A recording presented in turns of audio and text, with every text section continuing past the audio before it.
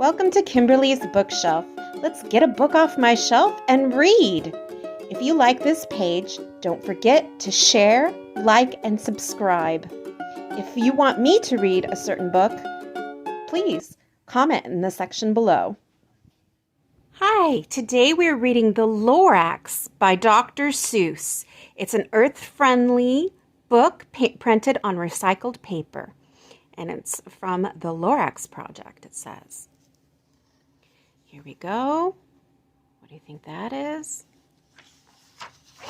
The Lorax by Dr. Seuss. That's what that says. Now we're on this page. Let's begin. This is the street of the lifted Lorax. At the far end of town where the grickle grass grows, and the wind smells slow and sour when it blows, and no birds ever sing excepting old crows, is the street of the lifted Lorax. And deep in the grickle grass, some people say, if you look deep enough, you can still see today where the Lorax once stood just as long as it could before somebody lifted the Lorax away. What was the Lorax? And why was it there? And why was it lifted and taken somewhere? From the far end of town where the grickle grass grows? The old Onceler still lives here. Ask him. He knows. Ooh, who's the Onceler? This says the Onceler. So this is the Onceler's house. That must be his eyes. You won't see the Onceler. Don't knock at his door. He stays in his lurkum on top of his store. He lurks in his lurkum, cold under the roof, where he makes his own clothes out of muffered moof. And on special dank midnights in August he peeks out of the shutters, and sometimes he speaks and tells how the Lorax was lifted away. He'll tell you, perhaps, if you're willing to pay.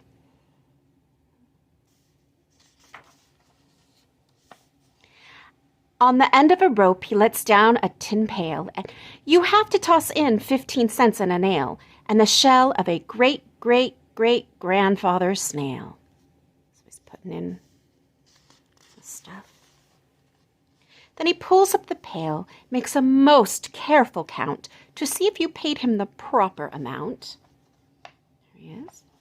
Then he hides what you paid him away in his snoove, his secret strange hole in his grooveless glove. There it is. Then he grunts, I'll call you by whisper phone, for the secrets I tell are for your ears alone.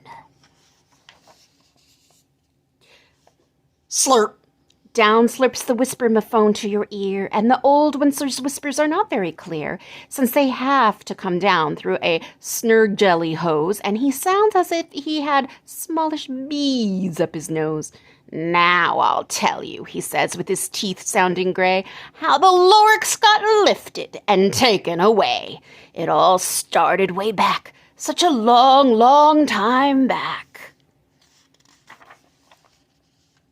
Way back in the days when the grass was still green and the pond was still wet and the clouds were still clean and the song of the swans sang out in space. One morning I came to this glorious place. I first saw the trees, the truffula trees, the bright-colored tufts of the truffula trees, mile after mile in the fresh morning breeze. It says Onceler wagon. There he comes. So pretty. And under the trees I saw brown barbaloots frisking about in their barbaloot suits as they played in the shade and ate truffula fruits. From the rippleless pond came the comfortable sound of the humming fish humming while splashing around.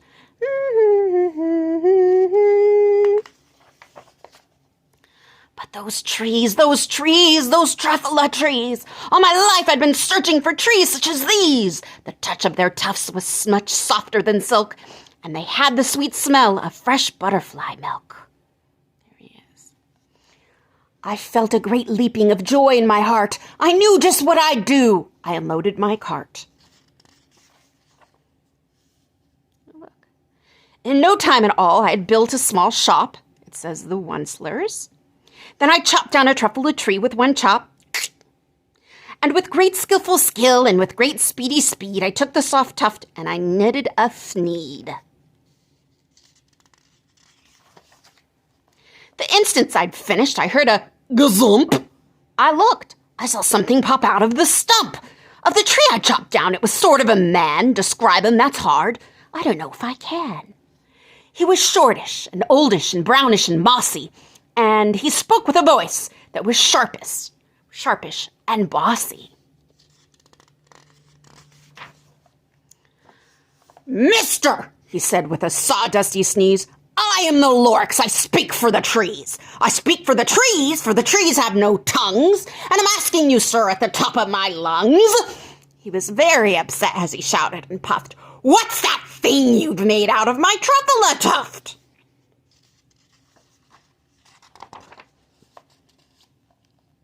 Look, Lorax, I said, there's no cause for alarm. I just chopped one tree. I'm doing no harm. I'm being quite useful. This thing is a thneed. A thneed's a fine something that all people need. It's a shirt, it's a sock, it's a glove, it's a hat. But it has other uses. It's far beyond that. You can use it for carpets, for pillows, for sheets, or curtains or covers for bicycle seats.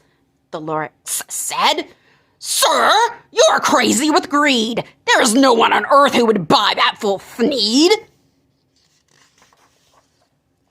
But the very next minute, I proved he was wrong, for just at that minute, a chap came along, and he thought that the thneed I had knitted was great. He happily bought it for $3.98. I laughed at the Lorax. You poor stupid guy. You never can tell what some people will buy. There goes the guy.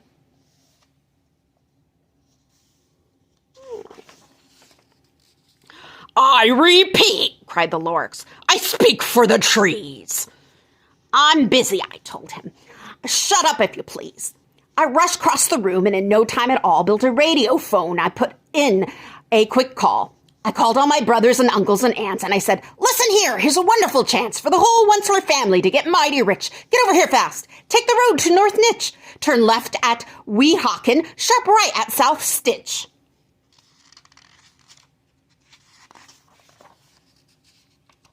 This says needs the Oncelers. And in no time at all, in the factory I built, the whole Onceler family was working full tilt. We were all knitting thneeds, just as busy as bees to the sound of the chopping of truffula trees.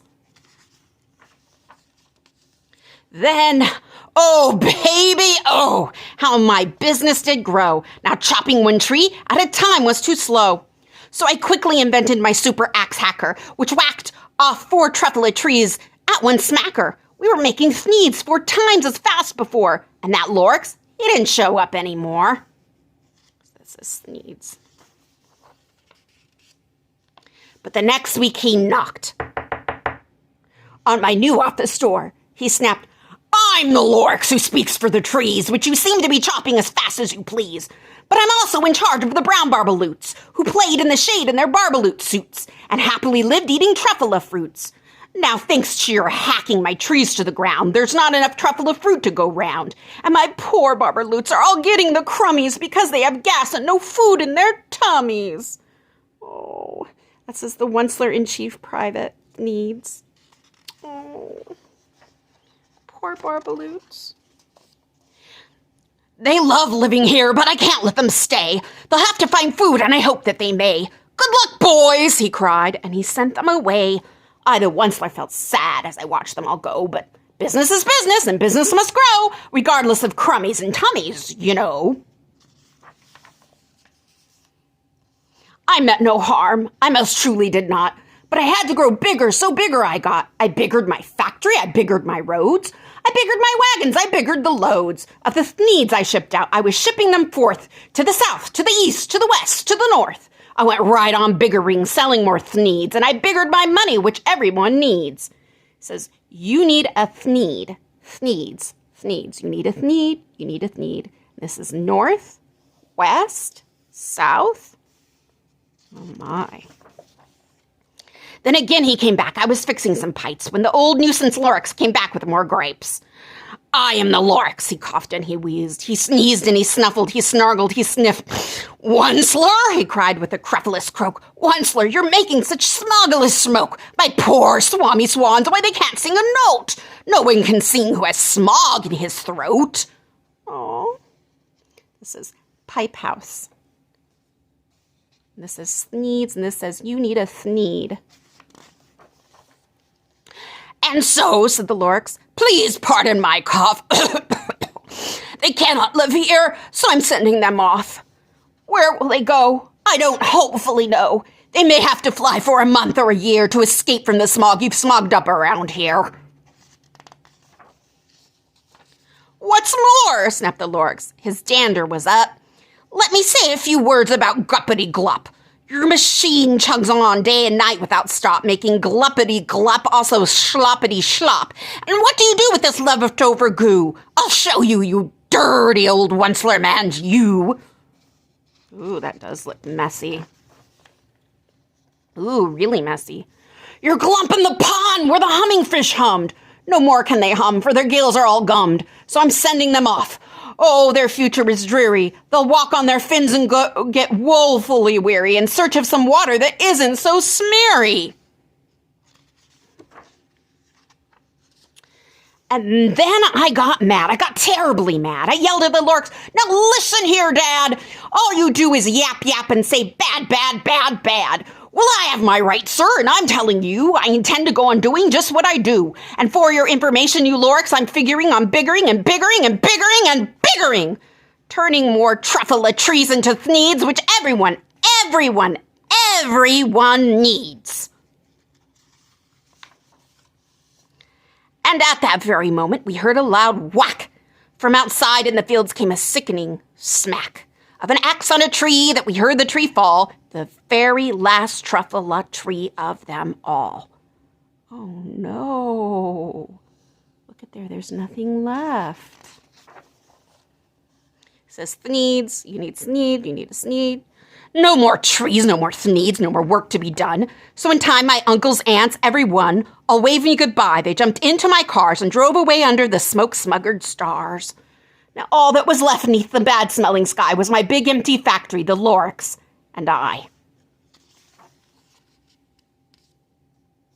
The Lorax said nothing, just gave me a glance.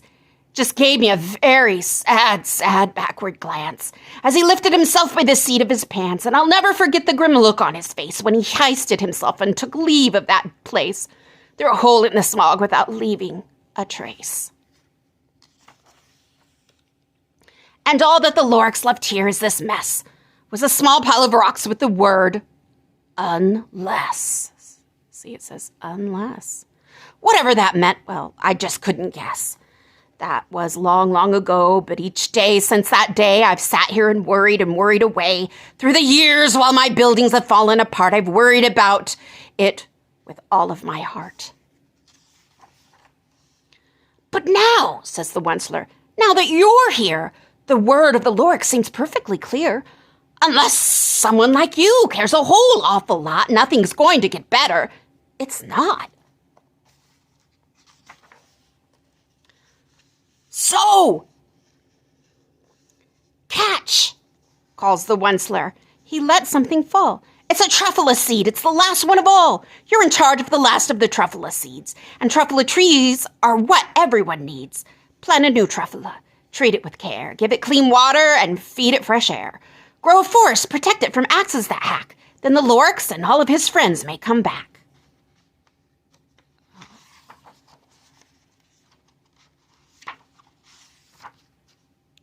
And that was the Lorax. And on the back it says, join the campaign to save the real-life Lorax forest. Unless someone like you cares a whole awful lot, nothing's going to get better. It's not. And that's the Lorax. Nearly 40 years ago, when Random House first published the Lorax, it sent forth a clarion call to industry and consumers alike to conserve the Earth's precious and finite natural resources. The message of this whimsical yet powerful tale resonates today more profoundly than ever. In every corner of the world, we are at risk of losing real-life brown barbaloots, swami swans, humming fish, truffle trees, and the forest they all inhabit. Together, with the Lorax Project, an ongoing multifaceted initiative designed to raise awareness of environmental issues and inspire earth-friendly action worldwide by passionate individuals of all ages. This means that this book, we need to take the message of this book, and that is to take care of our earth, and go forth. Think of the things that you can do to help take care of your earth. Maybe it's plant a tree. Maybe it's watering your plants with clean things, or recycling, or reusing things. Think of the different ways you can help. Thank you for joining me. Don't forget to share, like, and subscribe to this channel.